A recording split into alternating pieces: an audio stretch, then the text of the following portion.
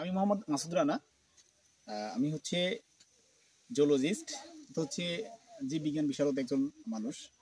পাশাপাশি আমি হচ্ছে একটা প্রাইভেট কোম্পানিতে জব করি। তো আজকে যে বিষয়গুলো নিয়ে আপনাদের সামনে কথা বলবো সেটা হচ্ছে সামাজিক দায়বদ্ধতা বিষয় নিয়ে কথা বলবো।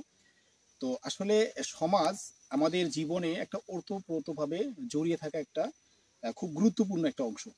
কেননা আমরা পরিবার থেকে বড় হই, আর পরিবারের যেমন মা বাবা ভাই বোন, পাশাপাশি আরো পারিপার্শ্বিকতা যে আত্মীয় স্বজনগুলো আছে বা পরিবারের বাইরে যে চাচা আরো অনেকে আছে, সবগুলো মিলেই এটা যেমন পরিবার গড়ে ওঠে।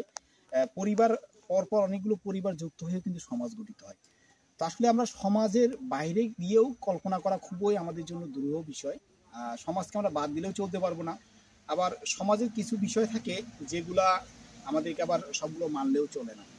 তো সামাজিক দায়বদ্ধতা আমাদের মানতে হবে। যেমন হচ্ছে সমাজে চলতে গেলে যেমন ছোট বড়র মধ্যে কিছু দায়বদ্ধতা থাকে। সবার সাথে যেমন সবাইকে মানিয়ে নেয়ার, কথা বলার এবং কিভাবে চলতে হবে, এগুলো বিষয়ের অনেকগুলো আমরা কিন্তু সমাজ থেকে শিক্ষা পাই।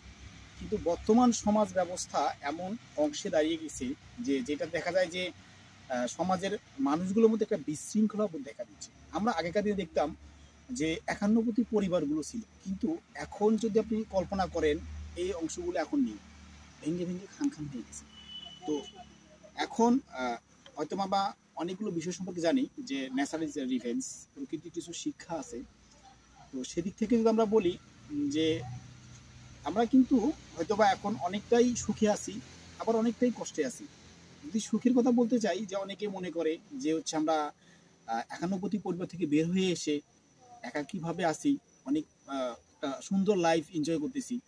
তো সেদিক থেকে বলা গেলে হ্যাঁ সুখে আছি, কিন্তু বাস্তব ক্ষেত্রে আমরা আসলে সুখী নেই। একান্নবর্তী পরিবারের মধ্যে যে সবাই মিলে থাকা, দুঃখ কষ্ট মিলে সবাই বেড়ে ওঠা এবং হচ্ছে অভাবটাকে শেখা, এটা কিন্তু আসলে আমরা ভেঙে যাওয়া সমাজ থেকে বুঝতে পারবো না। এবং সামাজিক অবক্ষয়গুলো ঠিক এই ভেঙে যাওয়া সমাজ থেকেই গঠিত হয়। আর একটা পরিবারকে ধ্বংস করার জন্য মূল দায়ী কিন্তু একজন নারী।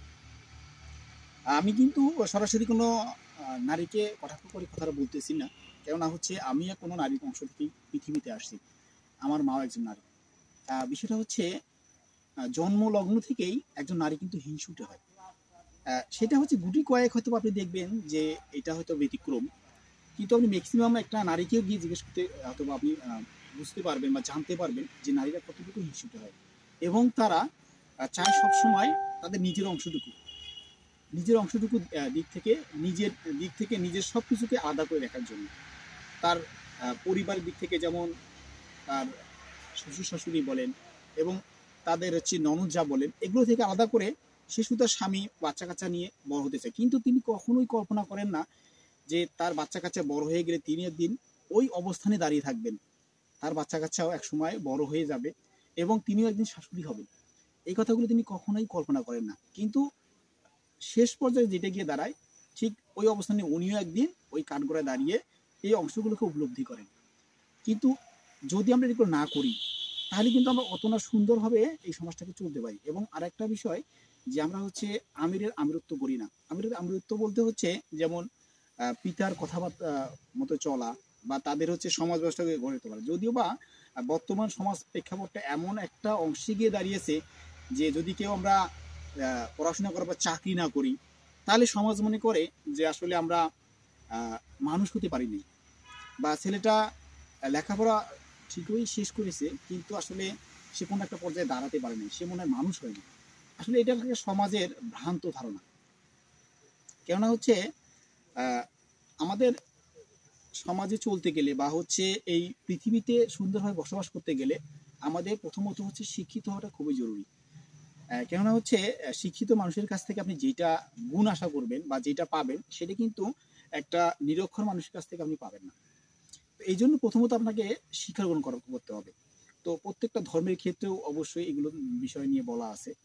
আর মনে করি যে আমি আমার মতে যে চাকরি করলে যে সে মানুষ হয়ে গেছে এরকম কিছু না। অনেকেই কিন্তু চাকরি ছাড়াও ভালো আছে, হয়তো অনেকে ব্যবসা করে, অনেকে অনেক ধরনের কর্ম করে, এটা কিন্তু অনেক ভালো আছে। তারপর যারা চাকরি করতে তাদের যোগ্যতা আছে বা সেইভাবে চেষ্টা করতেছে অবশ্যই তারা করবে, কিন্তু সমাজ কিন্তু এই অবমূল্যায়নটা থেকে আমাদের বের হয়ে আসতে হবে। তো সমাজে আরো একটা অংশ আমরা দেখি যে বৃদ্ধ বা বয়োজ্যেষ্ঠ মানুষের অনেকেই খেয়াল রাখেন না। অনেকে হয়তো বা কিছু টাকা পয়সা পাঠিয়ে দিয়ে এই দায়টাকে এড়িয়ে চলেন, কিন্তু আপনি জানেন হয়তো বা যে আপনার পরিবারের যদি সন্তান কখনো অসুস্থ হয়ে পড়ে, তখন আপনি এই অংশটাকে বেশি করে ফিল করবেন।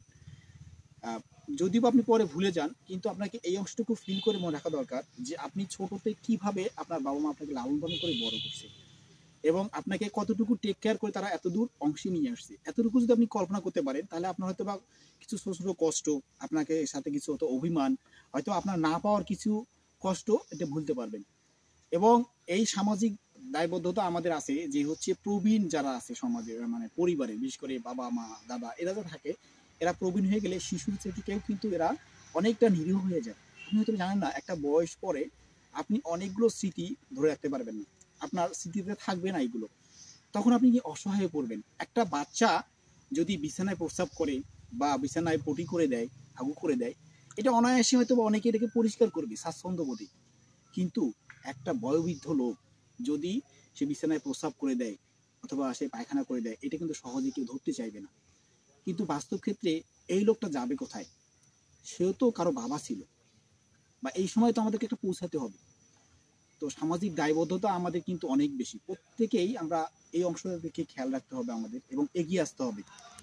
প্রত্যেক সমাজের লোকটাকে আমাদেরকে এই, যদি আমরা পাড়া মহল্লায় যদি আমরা বিশেষ করে কোনো সংস্থা অ্যাড হতে পারি, অথবা হচ্ছে আমরা দলবদ্ধভাবে যুব সমাজ এগিয়ে আসতে পারি, যে কারো বাবা মা বৃদ্ধ হয়ে গেছে, তার ছেলেরা চাকরি করে বা বাইরে থাকে, তাদেরকে টাকা পয়সা পাঠাচ্ছে কিনা, তার খোঁজ খবর নিচ্ছে কিনা, বা তারা যদি খোঁজ খবর না নেয়, ওই লোকটার খেয়াল রাখা অন্তত এই সামাজিক দায়বদ্ধতা এই সকল যুবকদের উপর বর্তাবে।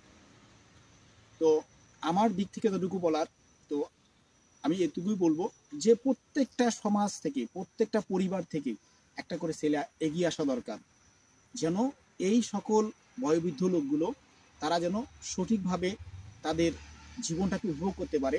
এই অংশটুকু আমাদেরকে বাস্তবায়ন করতে হবে। তো আমার কথাগুলো ভালো লাগলে অবশ্যই আমার সাথে থাকবেন এবং হচ্ছে লাইক কমেন্ট শেয়ার করবেন, এবং সামনে আরও সুন্দরভাবে এগুলোকে উপস্থাপন করা, কথা বলতে দেওয়ার সুযোগ করে দিবেন। ধন্যবাদ।